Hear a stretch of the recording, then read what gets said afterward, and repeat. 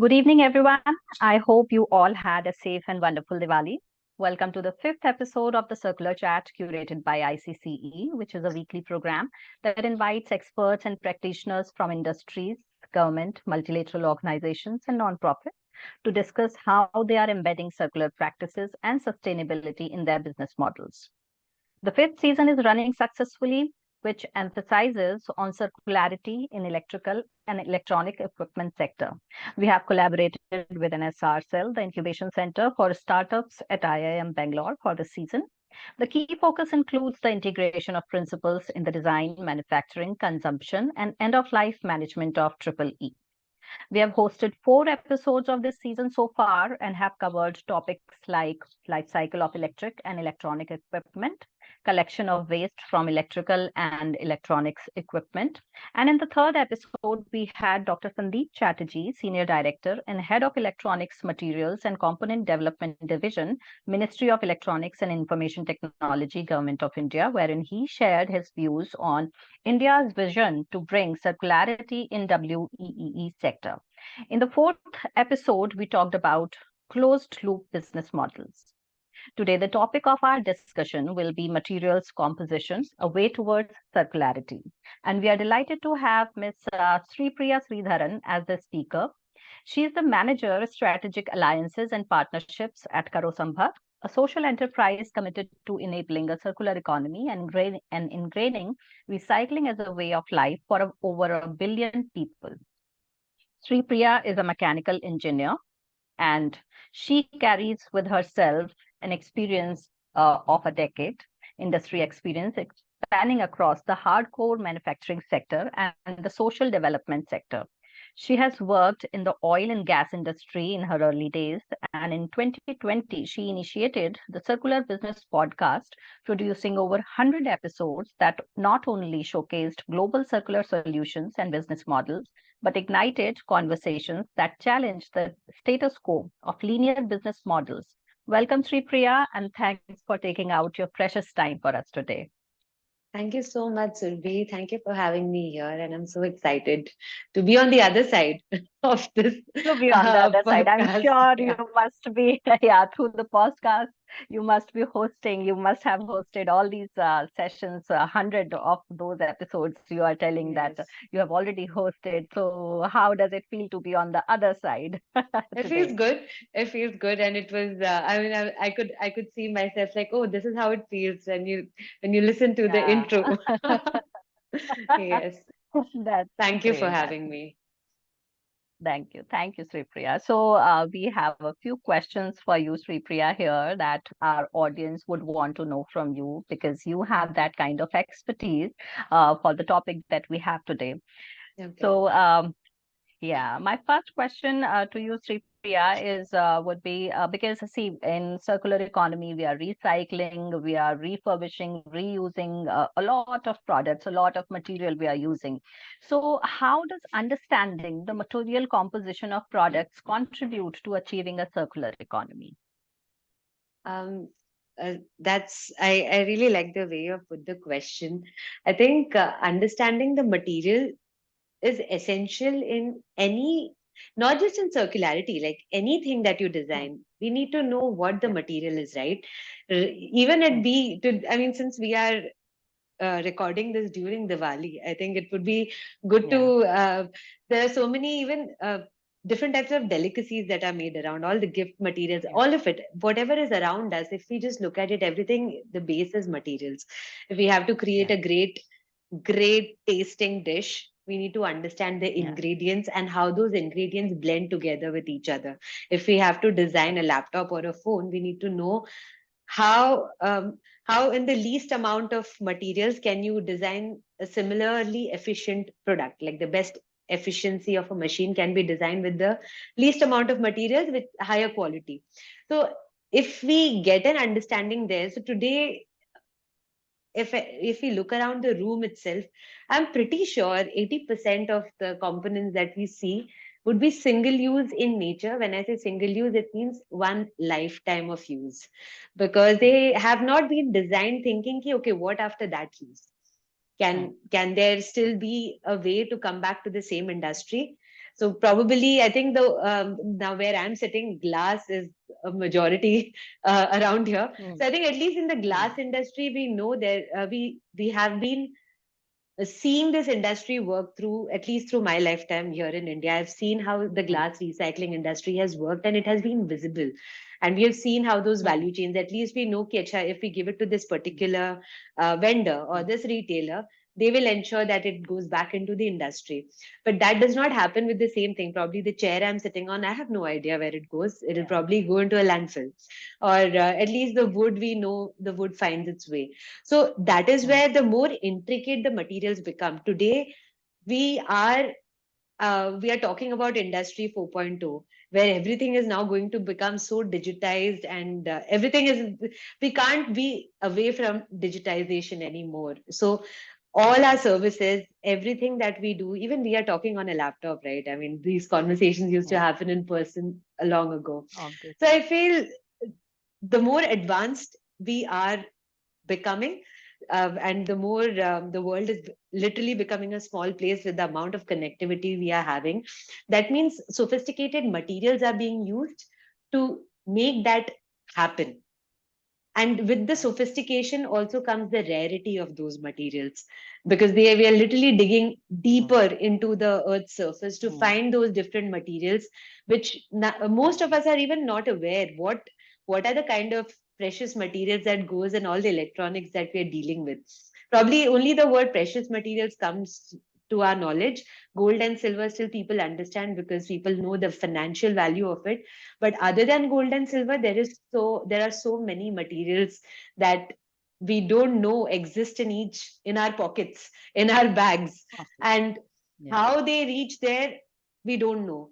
What are the social challenges through which those materials are actually finding its way into these devices? We don't know.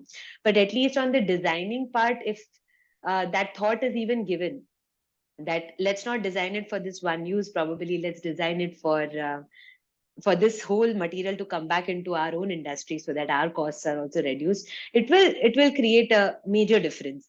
And we won't have to. So just to conclude this, I would say, when we talk about linear model, I think the only thing that we know is we are extracting the material from the earth's surface, we are making whatever the product we want to use, we use it, and then we don't know where it's going. So, and neither the industry knows where the material has gone. So if you're talking about how it enables circularity, even if we are able to trace back those materials, that will be a good start. Definitely, definitely. So you have already answered, I think, somewhat the next question that I was going to ask you. So my next question was actually, in what ways can knowledge about material composition help in designing products that are more recyclable and environmentally sustainable? Uh-huh. So Yeah. I think, yeah, part of it has been, I would say part Hmm. of it has Ah, been right, somewhat covered there. right, But there are right. so many, I think, examples around it. But then, I mean, if I can share it later if you want me to Hmm. come back again on that. Yeah. Sure, sure. So definitely, because lots of materials, new materials are also coming up. So many new materials that we don't even know what we are using. Those kind of materials are also coming in. So with that, I think the complete knowledge, not everybody can have the knowledge, but yeah, somewhat we should have that kind of knowledge if you want to get into the circularity. So how do different materials impact the recyclability and reusability of products in the context of circularity? I can share this with a very interesting example. We are talking to Hmm. each other on this laptop, right? And I think Hmm, hmm. now the world's population is what, 8 billion people, right? Around Almost. approximately. Yeah. I think there is an echo in the somewhere. Is it? Yeah, yeah. Let me. Okay. So now just think about this. The world has 8 billion people. And even if we consider 70% of the population has access to a television set. ठीक है? अगर it's okay if I talk in Hindi also, right? Not an issue. Yeah. Okay. So now just think about it. We do have a lot of international audiences also. That in that case, because Okay, they might not be able I'll to. just Yeah. be conscious of the words I use then. So just imagine now and we are in the Diwali season where a lot of push sales happen for consumer electronics, right? So many of them might have purchased a new kind of smart TVs in their homes. Many might have upgraded from the old, even if no matter at what strata of the economic status people are, everyone aspires to have a better television set, at least घर पे एक होना ही चाहिए. That is that somewhat that's how the upbringing styles have been, right? And everyone is now wanting to purchase, okay, a better television, a better laptop, a better phone, something like that. Now, in a television set, the screen, uh, we can call it the black screen, that has a material called indium in it, and it actually enhances the whole uh, the effectiveness of how we view a television, right, on that Display. particular black Hmm. screen.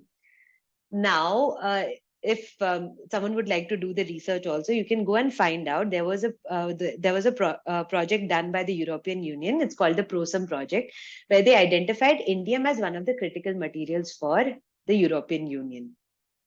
Just imagine 8 billion people. So 70% of them have television sets. Just imagine, and all of them are repurchasing the television sets across the world, at least in every 2 years, 3 years, chalo, even 4 years, if we look at it. How much indium is there in the black screen? But today, there are no technologies to extract indium from these black screens. That I don't know. I mean, I'd be happy if someone from the audience actually says, "Hey, we have a solution." Because even in our dismantling center here, we have the black screens like stored in one area because we know that there are no circular recycling solutions on an economic level that exist today to extract the indium from these black screens. And so that is where if we in order to have that efficiency. Now, just imagine the entire European Union has declared this to be a critical material. There is abundance of indium across the world in everybody's black screens, and yet we don't know how do we bridge that gap. So similar to this was just a very small example. Now imagine there are so many such materials across the different components that we use. I hope that answers the question.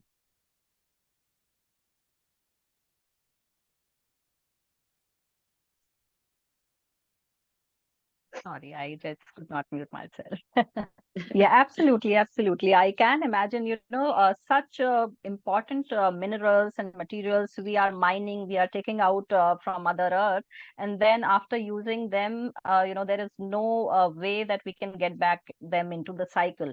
So it's a lot of burden on the ecosystems, I guess, and we must have some technologies, new technologies to come in, then how to get them, extract them and all.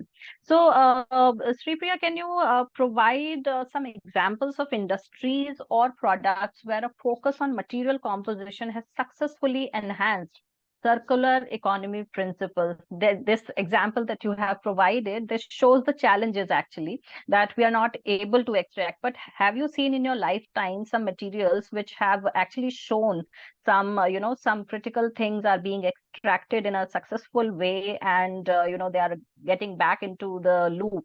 So please provide some examples if you have some.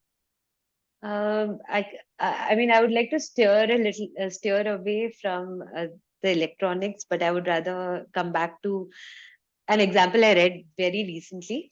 It was Appeal Technologies, where today we go to the supermarkets and we see the fancier the supermarkets, the greater the Hmm. single-use plastic wraps around vegetables and fruits, which I Hmm. never understand Bye. why are they even Yeah. there? And you'll always find the best-looking fruits and vegetables at the fanciest of the supermarkets. So when we approach it that way, we realize, okay, there is a usability of the shrink wraps that are around the vegetables and fruits.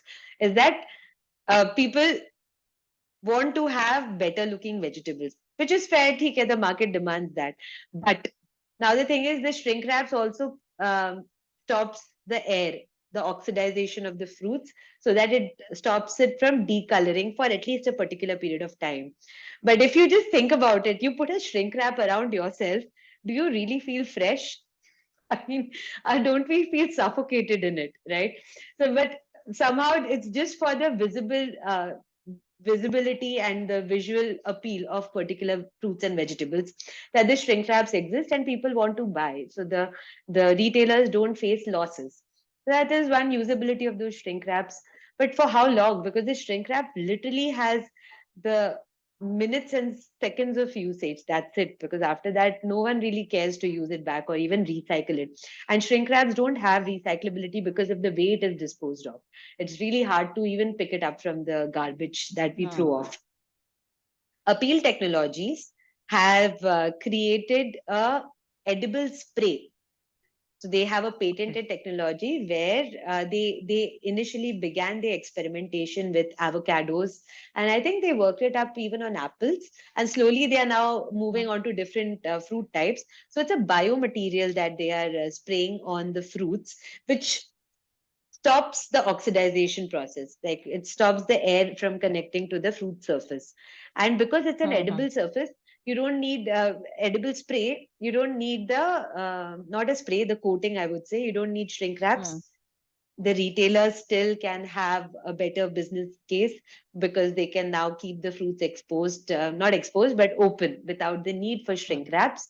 And people can also uh, make use of these fruits for longer. Even if they are planning to bulk buy it, the fruits and vegetables will look fresh and would also taste fresh just because this layer has taken care of what initially the shrink wraps used to do.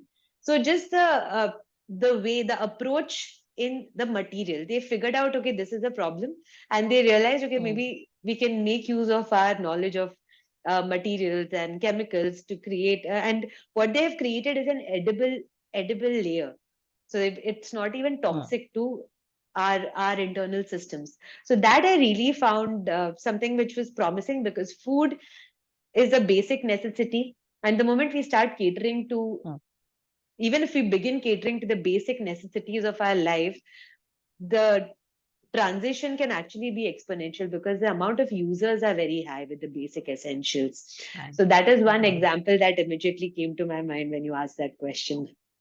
Right, absolutely, Sreepriya. And something that came to my mind when you were citing this example that I've seen in some supermarkets, I think maybe on some WhatsApp or something, that people are selling bananas, peeling the bananas and then wrapping them in the shrink wraps. You know, that is so absurd. Whatever we had actually, at least try to recognize that much, that's a very good innovation that you have cited, Yeah, where we can reduce the use of shrink wrap. But at least when the nature has given us something, the original wrap that the nature has given us, at least we should be, literally blessed. Think of having a blessing that it is done for us.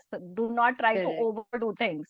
So that there has to be Absolutely. an awareness also among the people about how they are using the materials, how we are consuming all these things. So there has to be a complete awareness in the people around us. So, Yes. Sri Priya, now tell me, how can advancements in technology aid in the identification and separation of materials, can facilitate better recycling and circular practices? Can you repeat the question once? Yeah. It is, we want to know that how identification and separation of materials, like you are extracting materials or separating them, that can facilitate better recycling and circular practices. Okay. How can advancements in technology? Yeah. So first thing, I'm just trying to correlate some of the challenges, industry challenges, Hmm. which even we have faced here, right? When we Hmm. now when we, I'm just coming back to electronics. Think about it, all of the electronics today, there are so many patents across the world, and there are so many design intricacies and secrecy around designs and the materials that are being used, which is great for the researchers and the great for the scientists who have and even the brands who have tried to patent it and keep it a secret. But the only challenge there is when organizations are working towards enhancing and enabling circularity, the first task that we come to is creating the grassroots collection infrastructure, which is very important. Today, at the click of a button, we get anything from a small bottle of water or cans of all your sugary drinks to refrigerator to microwave oven and everything. Even from you can order plants now, plants and seeds Yeah. on at a click Yeah. of a button, and that too it'll be there if you're a Prime member. It'll be there at your doorstep Yeah. today. That's the convenience we are talking about in the forward supply chain. The same thing does not exist the moment we talk about whatever waste comes out of our daily use. All of these materials, whatever we order in our house, it comes in different sectors, subsectors, organic, inorganic, electronics, everything can, wooden, everything comes home. But then still whatever is going out, at least in places where the community is conscious, there is it's I mean, I'm not proud of it, but at least dry and wet is happening. But there are so many Yeah. places where even that is not happening, right? And how do you really categorize? Not everything is dry waste just because it looks dry. It's Mm. not how it Mm. is. There Yes. needs to Yes. be more conscious understanding of, okay, what is this particular waste and is there a better way to dispose it of? Now, when so that is where organizations like even Karo Sambhav, and there are many more Mm. organizations who are working towards it. They're creating that grassroots infrastructure to give that convenience where you and I can participate. And even if we chalo, Mm. even if we don't have an understanding, okay, I don't know how to recycle my phone or laptops or any Mm. electronics or anything. It could be a mattress or a Mm. tire, but at least Yeah. I can reach out to this organization maybe and ask, hey, what to do with this? Maybe they'll know. So providing that Mm. convenience, providing that access become very important. So when these Right. organizations who are at the grassroots creating that collection infrastructure, Mm. just imagine now once they collect it, yes, they are working upon dismantling and sending it for recycling or recycling it themselves. Now what happens is because there is no open source knowledge about the design of those materials. Today, a lot of the waste that we get are probably products that were being used a decade back. People have stored it Mm. and now they know, "Acha, theek hai, now I Yeah. can give it for it as waste." Mm. There is no open source design understanding of those materials, and most of them are Mm. already been discontinued. The kind of models that come as waste have been Yeah. discontinued by the particular brand or the manufacturer. What happens is now we are reinventing the wheel because the moment you start dismantling and understanding, oh, this is how it is made. Okay, these are the materials inside it. So, I mean, it's like doing the work again. If at all there Mm. is a provision where Yeah. globally there can be some policies, I don't know how these conversations would get started, but I would love for those conversations to get started. Where at least we don't want any current running designs, but if there are some old designs that have happened, why not share what are the materials that have gone inside it rather than us figuring it out now after dismantling. Okay, let's send it Mm. out for testing and understand to the point to understand what is the type of plastic that is being used. You'll Mm. notice that in a lot of olden electronics that are coming. When I say olden, I mean people used a It decade also. back, 15 years back. Mm. At least now there is a rule that you have to indicate what type of plastic it is there, right? And a lot of components that were Mm. there before, even those indicators are not there. And even if they're indicating, okay, this is the Mm. type of plastic in it, when you send the material for testing, you'll realize it's not that kind of plastic, it's a mix. So there are no mono Mm. materials, there are hybrid. And there is a reason, maybe there is a reason to improve the efficiency of the performance of that particular device, right? They have used hybrid materials. But now in this whole process the time taken is so high because now you have to again sit and find out, okay, these are the materials in it. So once you get an understanding, then comes the point about if I send this particular material for recycling, or even if you have to extract particular metals from a batch, the iterations happen of how much quantity is actually being extracted from tons of that component. So those studies are right now happening as we talk because now the industry is slowly moving towards that. Mm. And then comes the point about then we need advanced technologies. Right? Advanced technologies even the thought about it, I think there is a new way to approach. That is again my perspective, that maybe we don't have to reinvent the wheel in terms of the technology. Maybe we can actually bring in industry players for whom uh, today we are talking about recycling as a separate entity, right? A recycling factory jo is doing this Hmm. work of extracting. But how much different materials can a particular recycler really extract? Obviously, They will obviously. have their own specializations. Some might be metals, some might be just plastic, some might be Hmm. some Right. unconventional materials that come out. But can we try and connect the industry partners who are actually doing the large scale manufacturing, say smelters or someone for whom Hmm. this kind of extraction becomes a part of their business. It's not a great capital investment Hmm. for them. So it will be really interesting to start thinking on that part. Okay, what are the different players to whom we can actually bring on board, and for whom this would become like a great way for them also to start working towards sustainability. Maybe their business today is extremely extractive and carbon intensive. Will it actually interest them to come on board and start working towards this? Will this actually enhance their supply chain? So there are so many conversations and so many iterations that can happen, where I feel advancement in technologies across the globe, a lot of universities are working towards seeing, okay, how can printed circuit boards, what all Hmm. metals can be extracted? Can you extract all of the materials at once, or is it like one batch can extract only this much, another only this much? Similarly, if we talk about batteries, there are in the recycling of lithium ion batteries, there are different processes, a lot Hmm. of advanced Yeah. processes where all metals can be extracted at once, and some wherein only you can extract one type of it from one particular assembly line, right? आप कुछ एक ही extract कर Right. सकते हो. So many Right. iterations are happening. So what I really feel is technologies are there, but even now, in spite of so much connectivity, a lot of the solutions are working in silos. And it will be interesting to see how the industry comes together. What are the ways? Are there some policy incentives which can actually lead the original equipment manufacturers or their supply chains, their smelters, or their suppliers of materials take interest in working towards circularity because they understand the Hmm. materials, and they can Right. probably say, okay, maybe let's give this, we will take this particular so-called waste, it's not a waste, but we can take Hmm. this as a raw material and create the secondary raw materials from it, which will then fuel into the industry to create the same kind of product. Today, a lot of recycling is downcycling because the same materials are Hmm. not being produced, and still the Right. virgin metals and materials are being Material is. extracted in spite Hmm. of all the Right. recycling Right. conversations around the globe. Absolutely, Sripriya. So the kind of recycling has a lot of materials.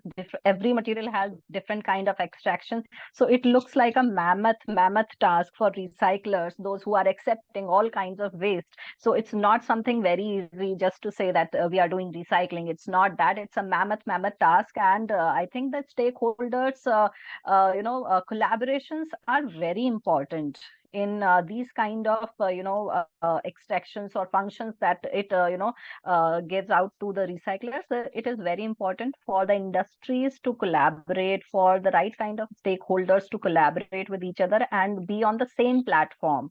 Yeah. Otherwise, it will be all a haphazard thing. Right. So, Sripriya, it's a very, very interesting conversation that we had with you. And I don't think anybody could have been better than you to talk about it on material composition. It was very nice talking to you. And Thank you so much. now, yeah, Sripriya. So I was just wanting to know about Karo Sambhav a little. So what kind of are you recycling? Are you actually recycling all the kind of materials, or you are specialized in some kind of materials? So Karusabha What is the work model that Karo Sambhav is doing? What is the model that Karo Sambhav follows? Yeah. So Karusamba works towards enabling a circular economy. So, like I mentioned earlier, for us, three things Hmm. are of absolute importance. One is to create that grassroots ecosystem where we Hmm. provide that convenient access to people. And we started our work initially with electronic waste back in 2017. And then the the successful case study of electronic waste was then replicated across other waste streams, plastic packaging, Oh, batteries, glass, and slowly we are also moving into tires and off-grid solar waste and mattresses. But those are happening gradually. So the most important part when it comes to when we're talking about waste is first the collection needs to happen. Even today, that is also not happening properly. And yeah.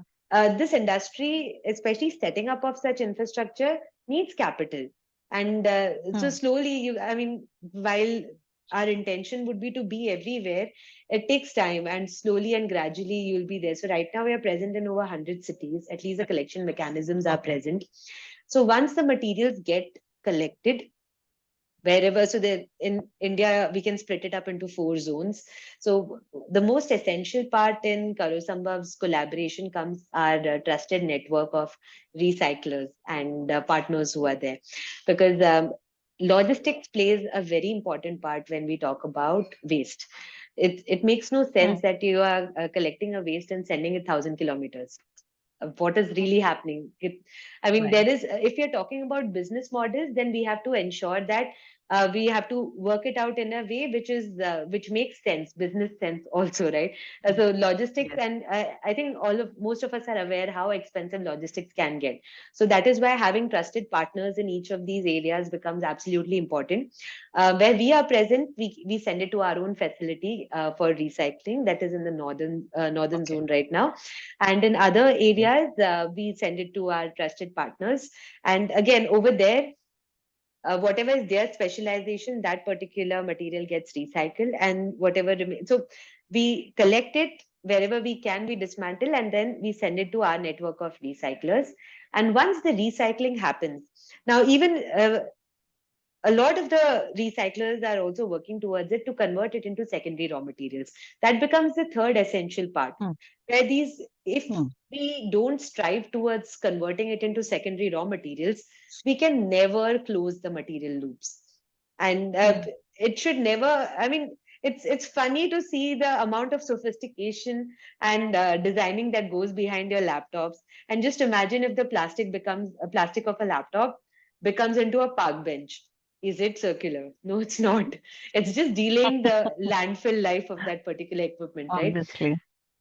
And that is where we come into picture, because for us, then we start working with the brands. We are starting to collaborate with the brands and work with them to understand, hey, how does your supply chain look like, Hmm. and what are the kind of Hmm. materials that can actually go back. So a lot of these collaborations, public private partnerships and all is what Karo Sambhav is working towards, while we have our own network of collection and recycling. We are also steering the conversations to understand how do we create that marketplace for secondary raw materials, and what are some of the low hanging fruits that we can begin working on. Who are the industry partners Hmm. that can actually help amplify that kind of decision making. So this is where Karo Sambhav is at, and in whole of this gamut task, like you mentioned earlier, awareness becomes extremely essential, and awareness not only of consumers but across all stakeholders. I'm sure you are Yes. aware of how dynamic the EPR regulations have been in the Yes. country, especially the Hmm. past Hmm. 2 years have been like so crazy when we Yeah. talk about the Yeah. kind of changes that have come on board. Hmm. So Yes. even getting the regulatory people on board, making them understand the grassroots challenges, because yes, policy making is not easy. They have to consider the entire country when they do that, but also to have those conversations and take it to them. Hey, these are the grassroots challenges. Can we rework it? Having those conversations, and then even the waste workers, right? Uh, while it's easy to say that a lot of waste goes to the informal sector, there's a reason why it goes, right? The value chains have been Yeah. defined in a way that somewhere it is finding its way there. And they have also figured out their pathways, how to extract materials from it, in spite of not having any Hmm. professional degrees Yeah. to do, Hmm. do those kind of Right. activities. So somewhere people have found out their way, but is there a way how we can integrate it and bring them on board to reduce the social impact that their communities are only facing because of the crude methods used by the informal sector for recycling? So there are Right. so many connections that need to be made, and nobody can really do this alone.